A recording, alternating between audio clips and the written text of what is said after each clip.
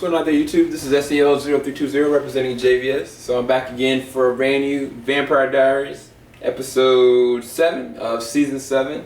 The name of this episode is Mommie Dearest. There are going to be different spurts of spoilers within this review, so I just want to give y'all a heads up about that ahead of time.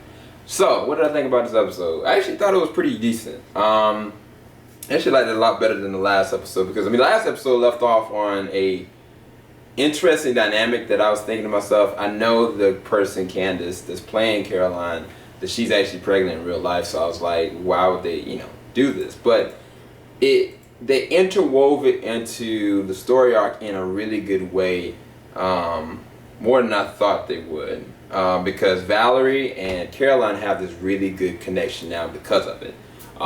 It makes Valerie even more essential to not just the birthing of these two babies, but the character development of Caroline, because now she's at an interesting precipice. She's got the man that she really is in love with.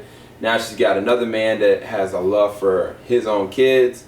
And now she at first, in the first beginning of the episode, it was interesting because you didn't know if she was pregnant or not. Like, she was doing the pregnancy test, it wasn't working. She was going and dealing with all different kind of symptoms, like mood swings, elevations. She was dealing with like throwing up randomly with Matt. Matt even thought like something was up. And then like towards the end of the episode, you find out that she really is pregnant. That Valerie uncovered that there was magic covering them to protect them. And I was wondering how that was gonna work out. Like, she's just gonna randomly pop out babies and she would have never known. That's the crazy thing. I don't know if it would have been that they had to be uncovered first, or she would just have to be. I really don't know. But either way, I thought that was really interesting. It actually worked out a lot better, especially for Alaric, because I was like, Alaric has to have some kind of form of happiness, even though those babies are still part of the same exact covenant. And how are they gonna process all this whole situation? Even the process was going on with Damon, with their mother Lily and Stefan. Like, I thought that was actually really strong, because I was thinking to myself, like, what are these guys thinking about? Like, they can't turn this woman, like, especially looking at the 6th season, like the whole prospect of her losing her family and the heretics and all this kind of stuff. Like, she's so ingrained into these people. It's like, she became a ripper all over again just from the thought process of losing them. So I was like, how are they going to convince her otherwise? She got to the point, 6th season, she didn't even care about them as sons. And that's why I justified what Damon had did, even though it was Damon lashing out. But they basically thought that they could try to convince her. They thought that tying her up, evading her, even like subtly talking to her would work.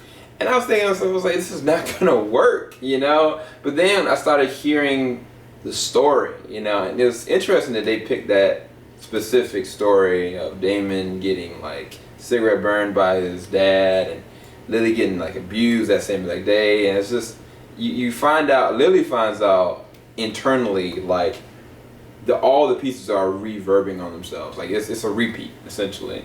And it was interesting towards the end how she came to the revelation that when she had said, like, it's okay, that was the same as that way she acted with like her husband. Now they recasted the guy that's her husband. I thought that they would have been better to have that same actor back. Maybe they couldn't get him, I don't know. But dang, I'm going back into the Vampire Diaries. Julian and Enzo have like this fight. I thought, it was a good fight because it let me realize or rethink the fact that like Lorenzo is actually a pretty legit fighter. Not just that, he's got a tolerance for pain because he's had to deal with pain for I don't know how long, But it was a really good fight back and forth. And honestly, he probably would have won if he knew the whole story behind the sword. And even though like he lost technically, he still bettered Julian in my opinion. But I think the person that came in that nailed that sequence more than anybody was Damon. Like, Damon came in not only to save his friend, but he literally, like, Julian came at him. He took the same exact sword after he realized what it would do. After he realized that his mother was connected with him, and drove it into him anyway, and then turned the knife. I was like, dang, that's the Damon that I remember that didn't care. You know, the thing about this whole entire thing that messes the dynamics of this whole show up is the fact that Damon is without Elena and is unraveling. He needs somebody to sustain him. And his mother's not the one to do it. And I honestly don't even know if his brother's the one to do it. This man is in pain.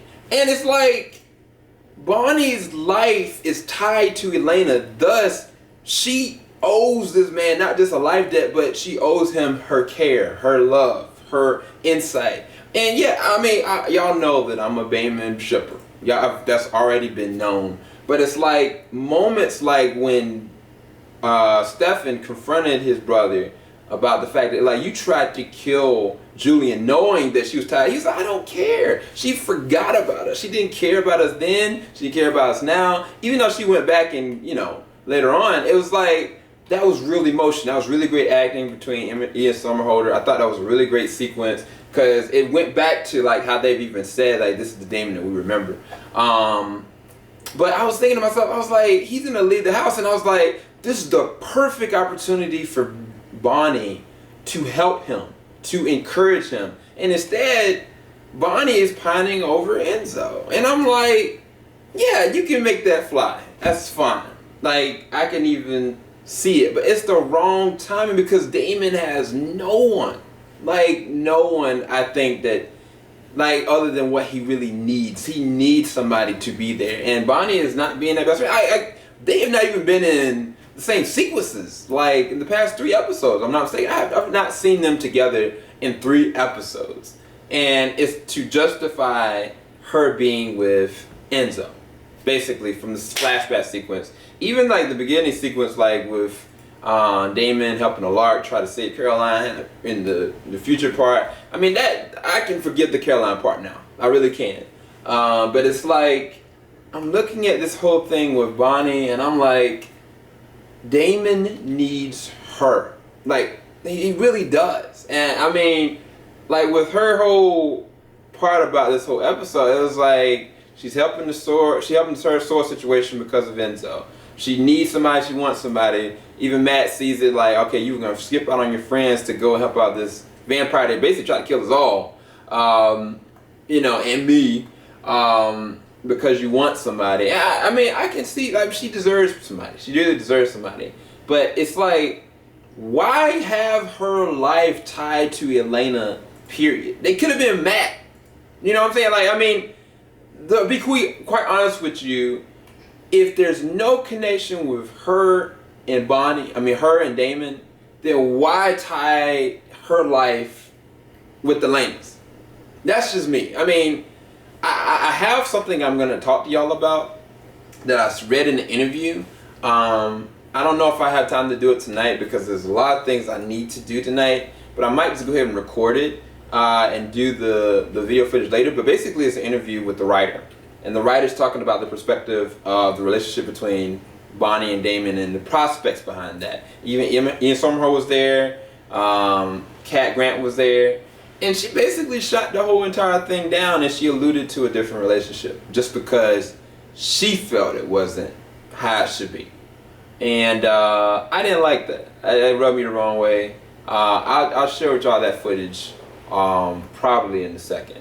But hopefully you enjoyed my review for the episode. Like I said, the episode was pretty decent. It was just like, I just felt like Damon needed Bonnie in this episode, and she was absent. And I don't know where they're going to take her character, but I feel like they're diminishing her character. Everything she's been through, she's not even dealing with the PTSD. It's just like, I don't know. I don't know what they're doing with her character. And she's too good of an actress to deal with that. I think that's why they said that she might not even show up the next season if they have season 8, which at this point, based on ratings, they might. But Mommie Dearest was a decent episode. I give it an 8 out of 10.